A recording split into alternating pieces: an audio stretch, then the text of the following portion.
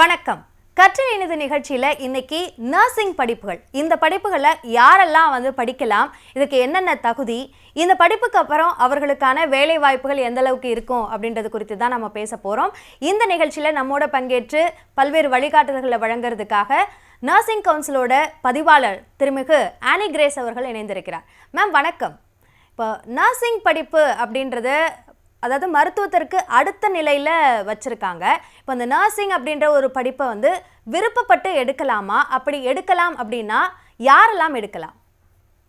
வணக்கம். மிக முக்கியமான கேள்வி. நர்சிங் யாருனாலும் படிக்கலாம். ஆனா சயின்ஸ் குரூப் படிச்சிருக்கணும். பிளஸ் டூ முடிச்சு சயின்ஸ் குரூப்ல 45% மார்க் வாங்கிருக்கணும். பிசிக்ஸ், கெமிஸ்ட்ரி, பயாலஜில வாங்கியிருந்தாங்கன்னா அவங்களுக்கு they can take up the course.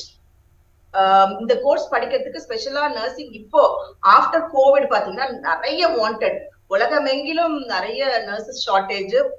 World health report சொல்லியிருக்காங்க 5.9 மில்லியன் நர்சஸ் ஷார்டேஜ் இந்த வேர்ல்டு.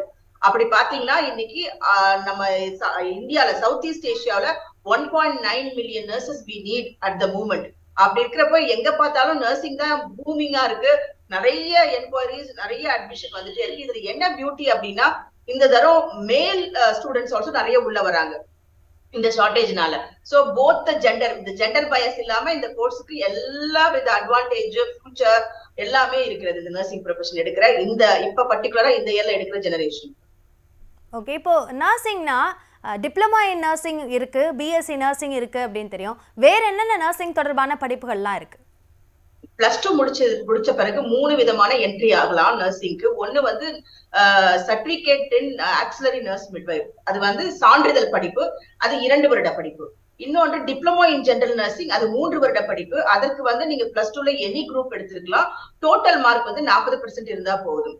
அடுத்தது பட்டப்படிப்பு, அது சான்றிதழ், பட்டயம் அண்ட் பட்டப்படிப்பு, degree in nursing, BSc nursing சொல்லுவாங்க.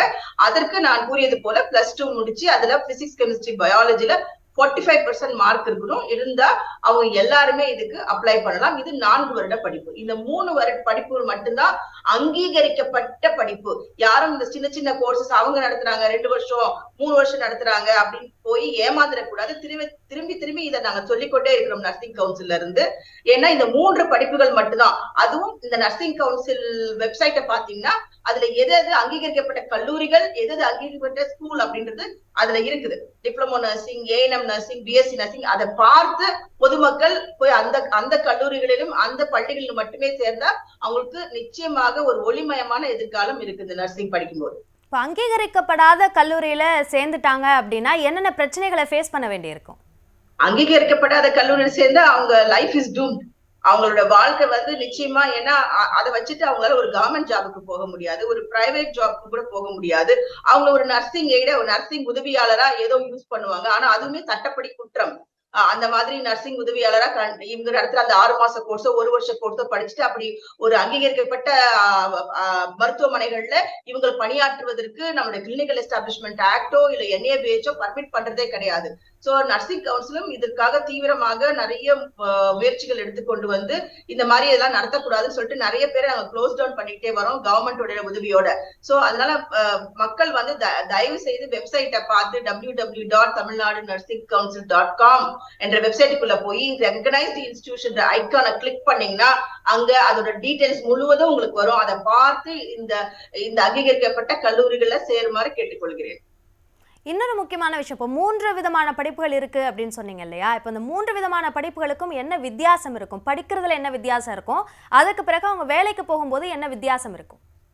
3 விதமான படிப்புகளும் வேறுதான். அதாவது நீங்க அது சொல்லும் போதே சொன்ன சான்றிதழ் படிப்பு, பட்டய படிப்பு, பட்டப்படிப்பு, இது சொல்லும் போது நமக்கு வித்தியாசம் தெரிஞ்சு விடுகிறது இல்லையா?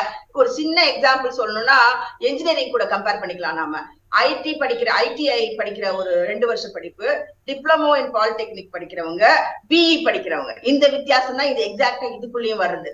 இந்த ஏஎன்எம் படிக்கிறவங்க நர்சிங் உதவியாளர்களாக, அதுவும் முக்கியமா நம்ம இந்தியா நாட்டுல இந்த ஏஎன்எம் சிலபஸ்ன்றது கம்யூனிட்டி பேஸ்ட் சிலபஸ். இதுல முடிக்கிறவங்க தான் 99% கவர்மெண்ட் ஜாபுக்கு போயிடுவாங்க. ஏன்னா அந்த சிலபை லோக்கலி ப்ரிப்பேர்ட் வித் லோக்கல் லாங்குவேஜ்ல கவர்மெண்ட் நம்மளோட பப்ளிக் ஹெல்த் நீடுக்காக நம்ம உருவாக்குறோம் எல்லா ஸ்டேட்லயும். சோ அவங்க வந்து மெஜாரிட்டியா நம்ம வந்து பிரிவென்டிவ் சைடு ஒர்க் பண்றதுக்கு தான் அவங்களை நாங்க ப்ரிப்பேர் பண்றோம், நாட் தட் ஹாஸ்பிட்டல் சைடு பண்றதுக்கு.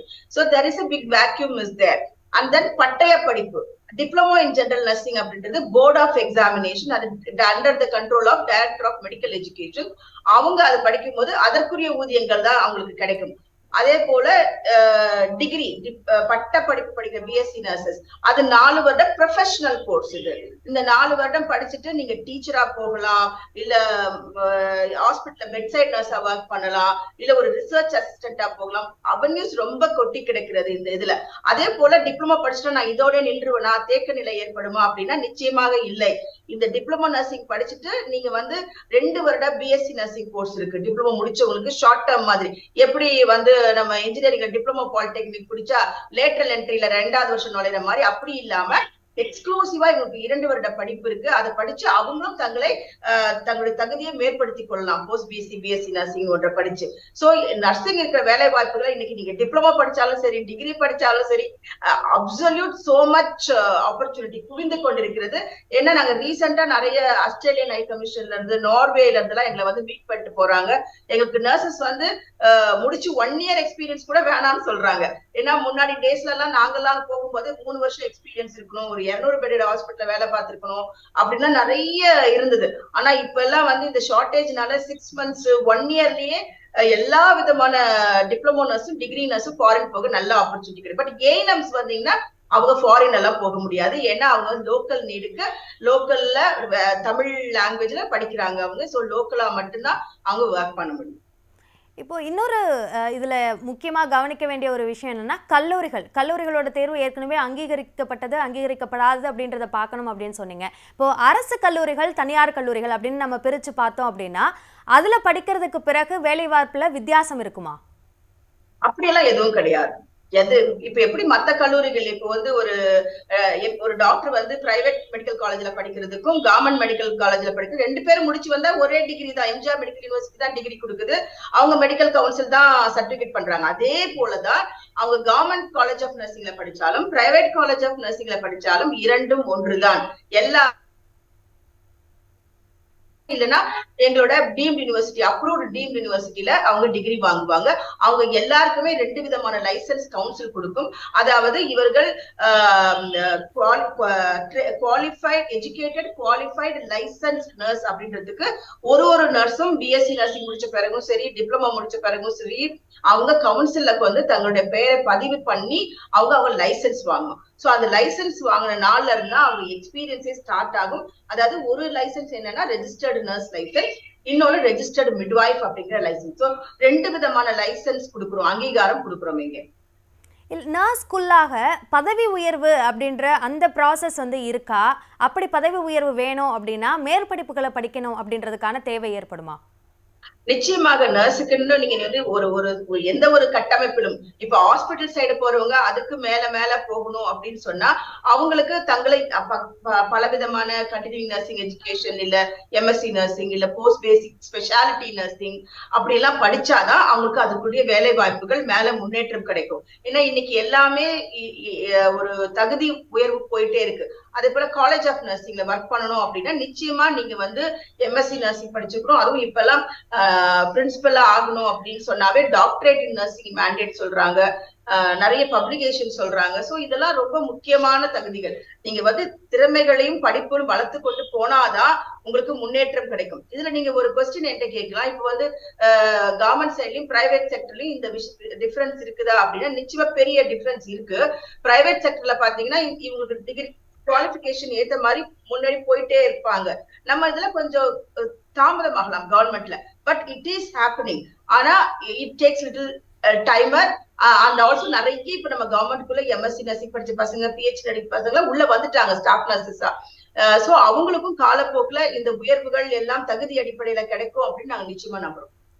நர்ஸா பணியாற்றக்கூடியதுலையும் அரசு மருத்துவமனைகள்லையும் தனியார் மருத்துவமனைகள்லையும் வித்தியாசம் இருக்கா? ஊதிய அடிப்படையில இந்த வித்தியாசம் இருக்கா? கட்டாயமா பிரைவேட் செக்டர்ல எப்பவுமே அவங்க வந்து கம்மியா தான் கொடுப்பாங்க, உங்களுக்கு தெரியும். கவர்மெண்ட் செக்டர்ல நல்ல சேலரி வாங்குறாங்க. ரெகுலர் பே ஸ்கேல்ல அட்மிட் வந்தாங்கன்னா அந்த நர்ஸுக்கு நல்ல ஊதியம் கிடைக்கிறது. ஆனா பிரைவேட் செக்டர்ல வந்து இன்னும் அந்த அளவுக்கு எடுத்துட்டு போல நிறைய என்ன சொல்றது மீட்டிங் எல்லாம் நடக்குது, பேசுறாங்க, செய்யறாங்க. ஆனா சுப்ரீம் கோர்ட் வந்து ஒரு கைட்லைன்ஸ் கொடுத்துருக்காங்க.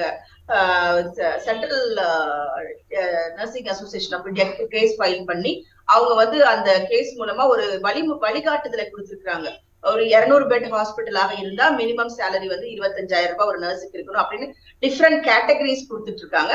அதை பற்றி நிறைய வந்து இப்போ நிறைய மீட்டிங் டிஸ்கஷன் போயிட்டு இருக்குது கவர்மெண்ட்லயும். So that government also trying to regularise the private sector through this meetings எல்லாம். But it is not come up to that level, but it is still in the process.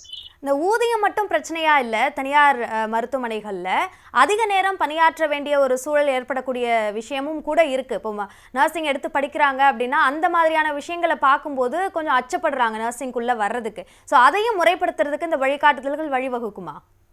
எனக்கு இதுல யாரும் nursing வரதுக்கு அச்சப்படுத்துறான்னு கேட்க புதுமையா இருக்குது எனக்கு. ஏன்னா நர்சிங் வர்றதுக்கு இப்ப எல்லாரும் விரும்பி வர்றாங்க, அந்த அளவுக்கு ஊக்கமா வர்றாங்க.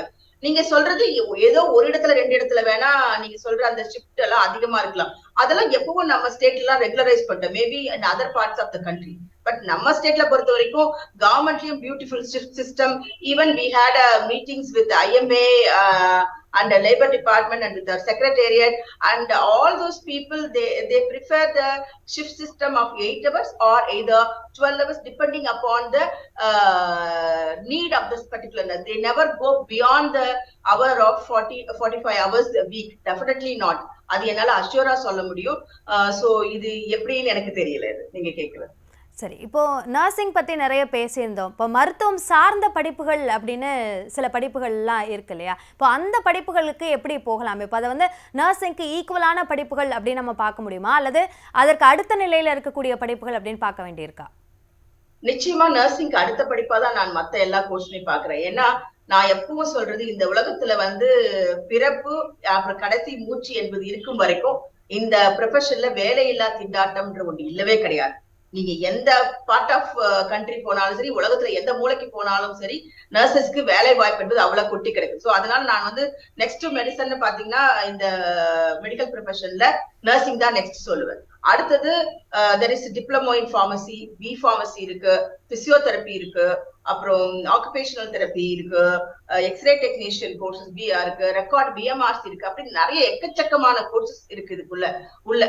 ஆனா இது எல்லாமே நல்ல நம்ம ஸ்டேட்டை பொறுத்த வரைக்கும் பாத்தீங்கன்னா இது எல்லாமே under our selection committee, they put up through single window system. So யாரு என்ன விருப்பமோ அந்த இதை வந்து கவுன்சிலிங் அவங்க அட்டென்ட் பண்ணி அப்ளை பண்ணி அவங்க தேர்வு செய்து கொள்ளலாம். ஆனா வேலை இப்ப நம்ம நாட்டை பொறுத்த வரைக்கும் எல்லா பெற்றோர்களுக்கும் என்னன்னா, என் பிள்ளை புடிச்ச உடனே வேலை வேணும் அப்படின்னு நீங்க நினைச்சீங்கன்னா, this is the era, this is the day nursing is at the peak. Okay, இந்த நர்சிங் படிப்பிற்கான அந்த விண்ணப்ப அவகாசமும் கூட இப்போது நடைமுறையில் இருந்துகிட்ருக்கு. இப்போது மருத்துவம் சார்ந்த அந்த படிப்புகளுக்கான கலந்தாய்வு நடத்தப்படக்கூடிய டிஎன் ஹெல்த் அந்த இணையதளத்தில் போயும் கூட அது விண்ணப்பிக்கலாம், ஆன்லைன்லேயே விண்ணப்பிக்கலாம் அப்படின்றதுக்கான அறிவிப்பையும் கூட மருத்துவ கல்வி இயக்ககம் வெளியிட்டிருக்காங்க. இது சார்ந்த பல்வேறு சந்தேகங்களுக்கு விளக்கம் அளித்தமைக்கு நன்றி திருமிகு ஆனி கிரேஸ். ரொம்ப நன்றி.